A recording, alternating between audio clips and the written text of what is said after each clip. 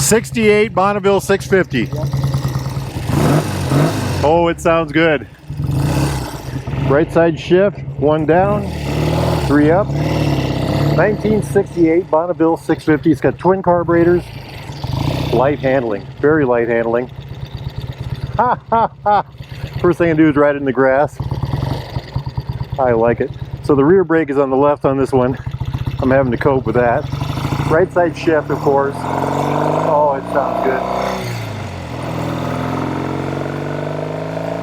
Excellent, excellent. I like it. I try to take it a little easy on these things. They probably know more about riding than I do. Beautiful. Beautiful. Oh, this is what a motorcycle should feel like. Very good shifting motorcycle. Get her back into first here.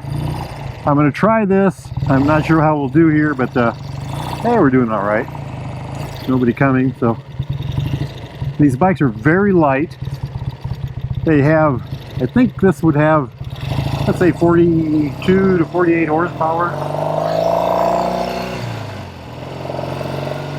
Very good shifting, actually. I like that. I like that a lot. It's got a single leading shoe brake on the front.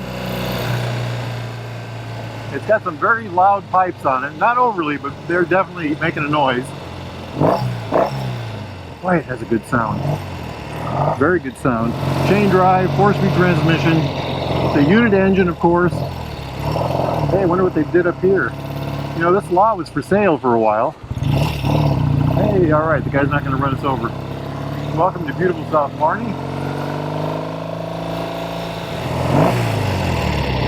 Drum brakes are always fun. They, I grew up on drums, so you have to give them a little more room than you would a normal brake. What a nice handling motorcycle. It's very light. It's got a red light on. I wonder what that means. Oh, my generator's down. It's not generating battery. I can see that on my amp gauge. Yeah, we'll run down the road here and take it right back, I think. They'll get that fixed. Could just be a regulator problem. You know, try as I might, I cannot shift with that left brake lever. I love the way these things feel. I just love the way these things ride. Absolutely beautiful. This is about as pure motorcycling as you can get.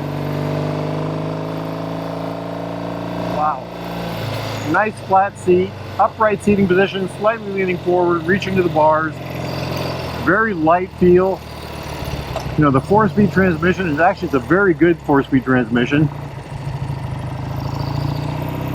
Telescoping forks in the front. Smith gauges by 68, they'd be magnetic, I believe. Again, you just cannot shift with that brake lever on the left. The shifter is on the right, by golly. Nice, easy thing to ride. Just a beautiful thing. Likes to shift a little better when you give it a little more juice. A lot of older bikes are like that. Boy, it's got a good, like right now, it's almost no vibration at all. Very good feel. It is the right color. It's red, like I said. Loads of torque. Did not have to jump shift for that.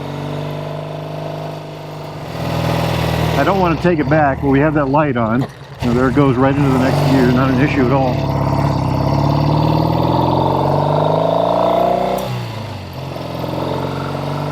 Very, very nice. You know, the chrome bucket on the headlight. The bars feel right. This is about as good as classic motorcycle riding as you can. I used to own a 60, I think it was a 67 Bonneville. I thought 68s had a dual leading shoe brake already, but this has a single. You know, let's park this thing. I'll get the other camera out and we'll get out and take a look at it.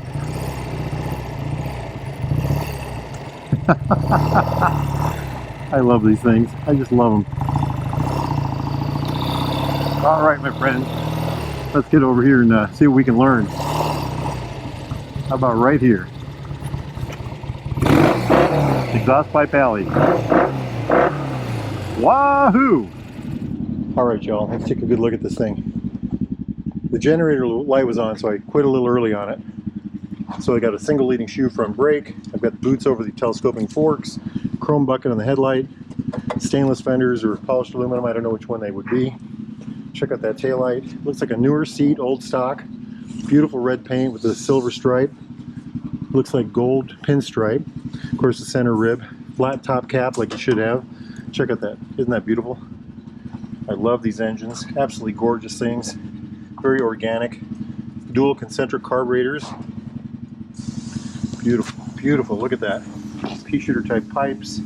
Probably grilling shocks. Look at that rear end. That is the Speedo drive right there. That runs all the way up to the front. Over here. Speedo would be on this side, I believe. Tachometer drive is right there. They always run the tachometer off the back of one of the camshafts. The camshafts spin at half the speed of the engine. That produces less wear and tear on the tachometer because it runs at half speed. Check that out. Isn't that just a beautiful thing? Just gorgeous. External oil lines, big old air filters. Let's go ahead and shut the fuel off. Just a beautiful thing. Look at that light frame. These things are fabulous. I just love them. I really do enjoy riding these. Someday I should own one, shouldn't I? Fin drum brake, and you can feel the heat on there because we're using them a little bit. Just a gorgeous thing. Look at that! Look at that side stand. Just beautiful. Jumping up here, we've got the Smith gauges. I'm going to tell you, like I do every time, there's a guy down the road, smithworks.com, I think. He does gauge repair. He can fix the innards, fix the outwards. He can put new glass in them, recrimp them, new faces. He can do anything you want, recalibrate them, all that neat stuff. This is a that is a horn button right there. This is the I don't know what brand that gauge is. It says L&P. I can't make out the brand, but really nice. Bonneville on the tank right there. Steering fork lock right there. So horn, high-lows right there. You turn the headlight on with a key. Over here we've got the throttle, of course the brake lever. So these are stamped steel with a ball on the end. I always like how that's done, you know. So in the beginning they were stamped steel like this, then they start putting the balls in the end. Later they use cast levers. Of course the barrel-shaped grips, I love that. I love that. Nifty old Napoleon-style mirror right there. Just look at that. Haha, look at that on the tank. Bonneville. So this would have a sump tank yet. Oil sump right there. These are my Royal Enfield Alpine Star gloves. Let's see if we can open the seat up. Ah yes, there's a battery. Look at that fender. Just beautiful, isn't it? That's where you put your oil in and check it. Just a work of art. Just a work of art. Like I said, it's the right color, so my favorite thing. You know, look at the wheels here. Can y'all see the British flag down there? It says CWC, that must be the brand. Chain drive, of course, there's the brake on this side. Look at how we shut this. That's all you do. Latched. Over here, mechanical brake, of course. You know, here's the electronics. I always make fun of those. I'm not making fun of them. That was high tech back in the day. 1968, that was microelectronics. You know? I love it. I love it. Just, they're so organic. You know, just so beautiful. These are rolling art to me. In case you haven't noticed, I get pretty excited about these old bikes. Like I said, I owned one years ago. It was a lot of work. Mine was nowhere near as nice as this. I think mine was blue, and it made a lot of noise, and it rattled, and it shook, and these are much better than that. So life is good nowadays. If y'all are interested in a bike like this or new use, oh, here's, by the way, kickstart. Shifter right there. This side tells the 650 right here. The angle right here. The heads up here, the fins. Some of them don't have the fins, but this one does. So, hey, look at this one right here. 1961 T110, by golly. That's a hot rod. But anyway, if you're interested in something like this, newer used Royal Enfield Triumph classic British bike like this of any type, get yourself over to Baxter Cycle in the mighty metropolis of Marnie, Iowa, or go to BaxterCycle.com. Those guys can help you out. They are the largest British bike part supplier in North America. Vintage British bike part supplier. Say that 3 times fast. And if they don't have it, you're gonna have a hard time finding it. It's a beautiful day out. He just pushed a 1961 T110 out. I hope to ride that next. If y'all can get out and ride, get out and ride. Life is good. Wahoo! Ready? 1, 2, 3. Wahoo!